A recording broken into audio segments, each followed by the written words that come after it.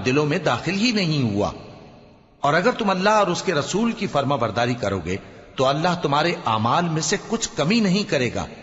बेशक अल्लाह बख्शने वाला है, मेहरबान है। मोमिन तो वो हैं जो अल्लाह और उसके रसूल सल्लल्लाहु अलैहि वसल्लम पर ईमान लाए, फिर शक में न पड़े, और उन्होंने अल्लाह की राह में अपने मालों और अपनी जानों से जिहाद किया। यही लोग ईमान के सच्चे हैं। इनसे कहो, क्या तुम अल्लाह को अपनी दीनदारी जताते हो? और अल्लाह तो आसमानों और जमीन की सब चीजों से वाकिफ है, और अल्लाह हर चीज को खूब जानता है।